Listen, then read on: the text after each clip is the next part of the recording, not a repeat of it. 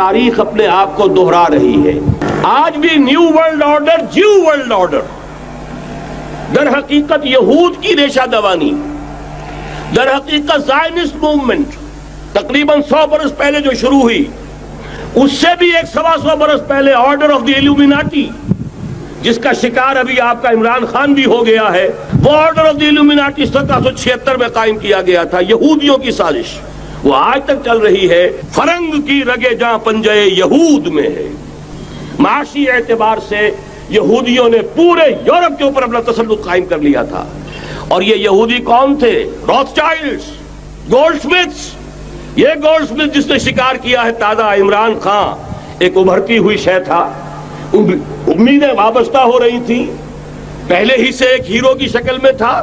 वो इस्लाम की बात करने चला था, वो अपने कल्चर की बात करने चला था। गोल्डस्मिथ 5 करोड़ पाउंड तो पहली सलामी मिलने वाली है। ये कीमत किससे की दी जा रही है? गौर कीजिए, अगर वो सारा साजिशी किरदार जो यहूद का है वो सामने हो, तो हर शय आपके सामने बिल्कुल ट्रांसपेरेंट नजर आएगी। आप देख सकते हैं कि असल में हो क्या। ये सवाल मैंने ट्वीट पे भी किया है, दूसरी जगहों पे भी किया है, और बहुत ही इम्पॉर्टेंट है सवाल ये कि अगर मौलाना फजल रहमान साहब, आसिफ अली जरदारी साहब, मियाँ नवाज शरीफ साहब, या और कोई सियासी जमात का लीडर, किसी भी और जमात का लीडर, मजहबी सियासी जमात हो या कोई और सियासी जमात हो, अगर वो इमरान ख़ान को यहूदी एजेंट कहते हैं तो उनके इस कहने में उनके सियासी मकासद हो सकते हैं। सियासी राइवल हो सकता है, इख्तलाफात है।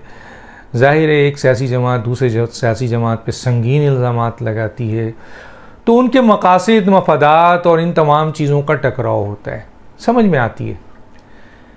लेकिन अगर डॉक्टर इसरार अहमद जैसा आलिम दीन, जिसका कोई सानी नहीं है, जिसका कोई मुकाबला ही नहीं है,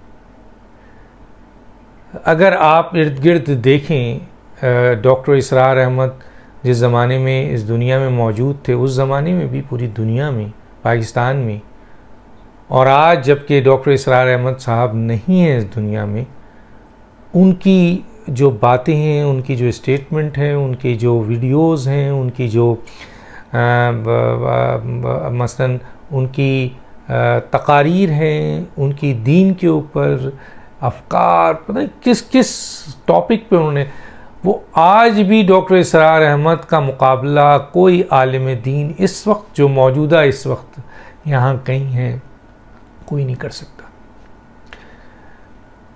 आलिम दीन डॉक्टर इसरार अहमद, वो अपने, मैंने अभी आपको वीडियो दिखाई, क्या कहा उन्होंने वीडियो में कि एक उभरता हुआ सितारा, इसी को लोग पॉइंट बनाते। देखिए जनाब इमरान, अरे भैया इमरान खान साहब उभरते हुए सितारे थे, इसमें कोई शक नहीं है। कोई माँ के बतन से जो बच्चा पैदा होता है वो कोई बुराई से लेके नहीं आता है जब, लेकिन इस दुनिया का फ़िरौन भी बनता है, नमरूद भी बनता है, इस दुनिया का हिटलर भी बनता है, इस दुनिया का गंदा तरीन इंसान भी बनता है। तो शुरू में तो हर आदमी, हो सकता है कोई बड़ा अच्छा इंसान उभर रहा हो, फिर उसको काबू कर लिया जाता है, और काबू करने के बाद फिर उसी डायरेक्शन में वो काम करते हैं। तो डॉक्टर इसरार अहमद ने पेशिंगोई की थी, वो आज चीज़ें साबित हो रही हैं। उन्होंने इमरान खान को एक यहूदी एजेंट की सूरत में पेश किया। उन्होंने कहा ये यहूदी जो हैं, जिनमें गोल्ड स्मिथ हैं और जो दूसरे लोग हैं, पहले भी उन्होंने बताया कि इस तरह के अमल होते रहे कि इस्लाम पे, दीन पे, पाकिस्तान पे अटैक होते रहे और यहूदी अपने एजेंट को तलाश करते रहे। तो यहाँ पर अगर उन्होंने कहा है कि एक उभरता हुआ सितारा इमरान खान, तो इसका मतलब ये नहीं कि उन्होंने इमरान खान की तारीफ़ की। ये ज़रूर कहा कि इमरान खान एक पॉपुलर क्रिकेटर था, वो आगे बढ़ रहा था। अब जो टारगेट करने वाली क़ुव्वतें होती हैं वो फोकस करती हैं और उसको कैप्चर करती हैं। हम यहाँ तक आपकी बात मान लेते हैं, लेकिन अगला स्टेप जो उन्होंने कहा कि गोल्ड स्मिथ ने उसको कैप्चर कर लिया और उसके बाद उसको इस्तेमाल किया जा रहा है यहूदी एजेंट के तौर पर पाकिस्तान के ख़िलाफ़, दीन इस्लाम के ख़िलाफ़। अगला स्टेप भी तो है ना, उसको भी तो सोचिए।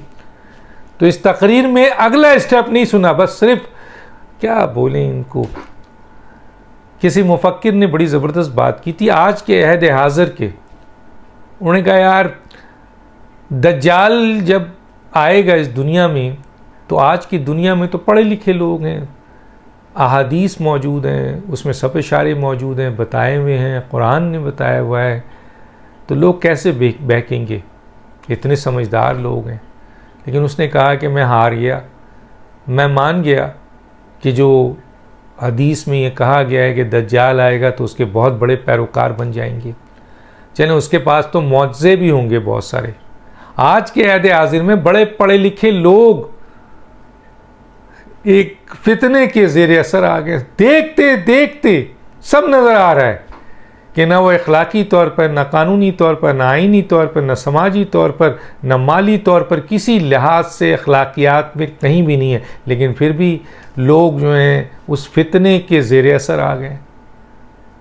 तो अब मैंने कहा ना, इसरार अहमद के इस चीज़ से तो ये निकाला गया है कि ये उभरता हुआ सितारा कह रहे हैं। देखें जनाब इमरान खान की तारीफ़ कर रहे हैं, भैया इमरान खान की तारीफ़ उन्होंने की इस लिहाज से कि एक बंदा जो उभर रहा था, ज़ाहिर है उस सितारे लिया उन्होंने, किसी और को भी कहेंगे, वो जवान हो रहा था, वो पॉपुलर हो रहा था, वो क्रिकेट के शोबे में आगे बढ़ रहा था, और जो तागुनी क़ुव्वतें हैं, जो यहूदी क़ुव्वतें हैं, जो एजेंट्स हैं, वो टारगेट करती हैं कि कौन उनके मफादात को तहफ़्फ़ुज़ दे सकता है, जो नहीं दे सकता उस तरफ जाती नहीं है।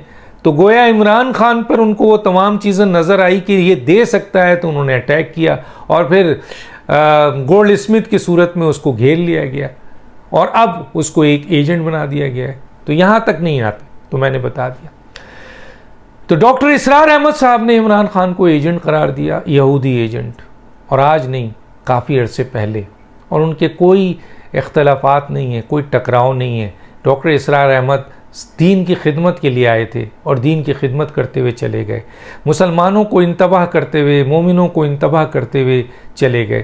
तो ये भी एक उनके इंतबाह में था, ये भी उनके हिदायत में था, ये भी उनकी आपके हुक्म में था, ये भी उनके क्या कहते हैं मशवरे में था कि एक यहूदी एजेंट इमरान खान बन चुके हैं, गोल्ड स्मिथ ने उनको हासिल कर लिया है, अब वो पाकिस्तान में यहूदियों के एजेंट के तौर पे काम करेंगे।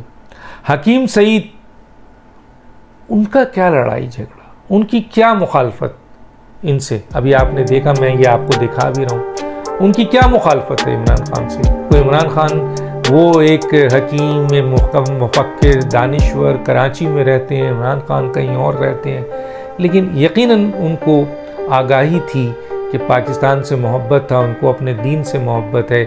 गोया उन्होंने अपनी किताब में ये मेंशन किया कि इमरान खान को यहूदी एजेंट उन्होंने घेर लिया है और इमरान खान को एक यहूदी एजेंट के तौर पर पेश किया जाएगा। और वो पाकिस्तान में उन्होंने आप लोगों को और हमें बताया कि होशियार रहें, इमरान खान इस मुल्क में यहूदी एजेंट का किरदार अदा करेगा, और आज वो तमाम चीज़ें साबित हो रही हैं। तो मेरा ये कहना है कि नवाज़ शरीफ, मौलाना फजल रहमान और जनाब आपके क्या कहलाता है आपके आसिफ अली जरदारी या कोई और लीडर इमरान खान को यहूदी एजेंट कहता है, उनके मफादात हैं, सियासी मफादात हैं। डॉक्टर इसरार अहमद के क्या मफाद हैं, क्या टकराव है, क्या लड़ाई है, क्या झगड़ा है, हकीम सईद से क्या झगड़ा है। तो उन दो बड़े, और उनके ऊपर कोई उंगली नहीं उठा सकता कि नहीं ना आप झूठ बोल रहे हैं। ये कोई दौला मौलाना तारिक जमील है, नाउज़ुबिल्लाह, अल्लाह माफ़ करे। ऐसा फितना, जैसा फितना इमरान वैसा फितना मौलाना तारिक जमील, कहीं से मौलाना नहीं है, दाढ़ी रखकर इल्म मसलन किताबें पढ़कर अब उसके पीछे बैठकर तबलीग के ज़रिए लोगों को बेवकूफ़ बना रहे हैं, पॉपुलर हो रहे हैं, पैसा कमा रहे हैं, जैसे कि इनके बारे में बहुत कुछ कहा जा रहा है और किस तरीके से इनकी वीडियोस चल रही हैं। डॉक्टर इसरार अहमद एक उंगली कोई नहीं उठा सकता, हकीम सईद कोई उंगली नहीं उठा सकता। जब आप उंगली नहीं उठा सकते तो उनकी स्टेटमेंट को गौर से सुने, यूथियाज तो नहीं सुनेंगे। वो तो कहा था यूथियाज, यूथनी ने, जो लीडर है इनकी, कि अल्लाह मियाँ भी उतर के आके कहेगा तो हम नहीं मानेंगे। तो फिर आप क्या कर सकते हैं, कुछ कर सकते हैं उनका? नहीं। छोड़ दें उनको। और इसमें पढ़े लिखे लोग हैं, और उस आदमी ने सही कहा था कि अहद हाजिर के एक बेहतरीन दानिशवर ने कहा कि ये एक फितना है। जब हम दज्जाल की बात करते हैं तो यहाँ देखकर हमें यकीन हो गया कि दज्जाल के यहाँ तो बहुत सारे लोग पैरोकार हो जाएंगे, और पढ़े लिखे मुसलमान दीन से मोहब्बत करने वाले भी पैरोकार हो जाएंगे।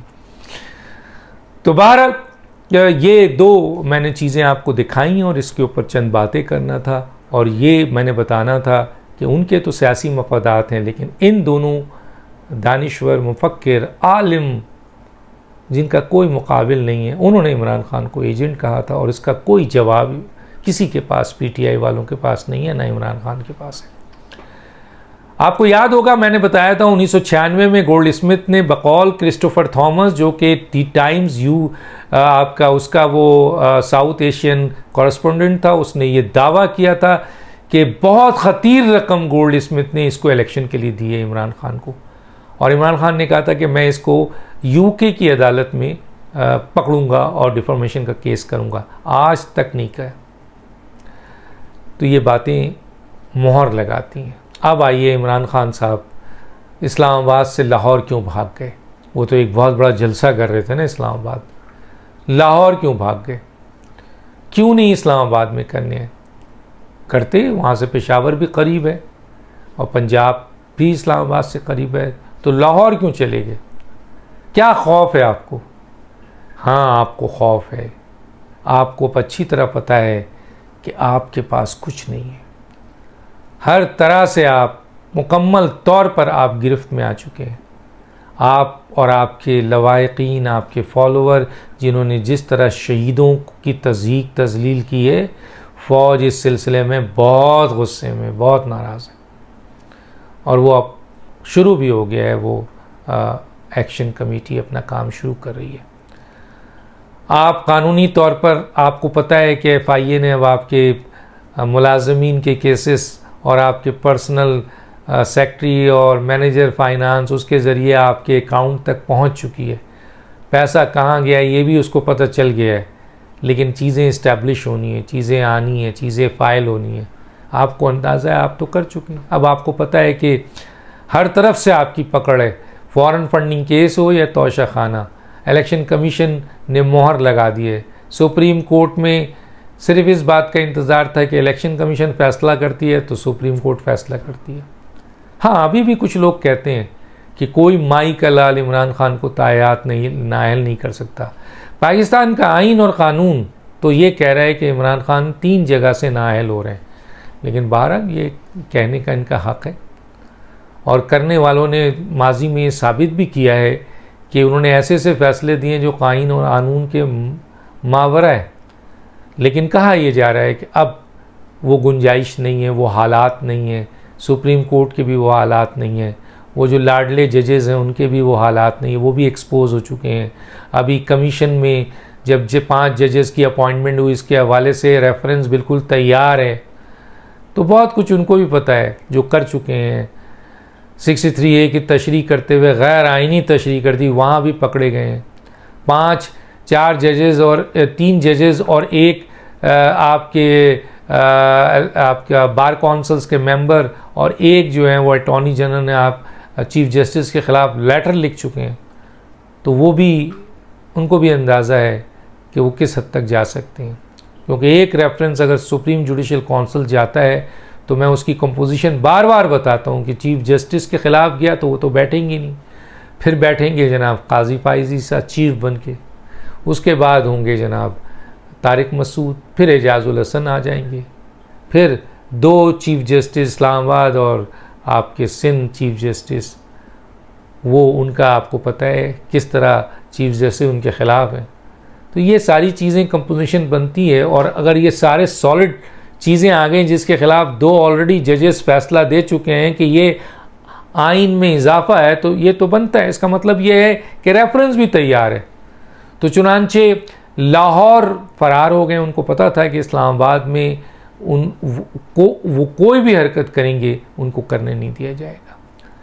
लाहौर में वो अपनी इज़्ज़त बचाना चाहते हैं, और वहाँ पे एक क्राउड, क्योंकि उनकी हुकूमत है, PMLQ की हुकूमत है, वहाँ पर वो चंद हज़ार लोग 10,000, 15,000, 20,000, 25,000 अफराद निकाल कर स्टेडियम भर कर चीखेंगे, चिल्लाएंगे और सो जाएंगे। किसी ने कहा कि जनाब ये मजमे से वो प्रेशर था। अब मजमे से प्रेशर अगर होता तो इलेक्शन कमीशन तो बहुत पहले दबाव में आ जाता ना, जो दिया है। जब इलेक्शन कमीशन दबाव में नहीं आया तो क्या हुकूमत और हुकूमत के रियासती इदारे दबाव में आ सकते हैं?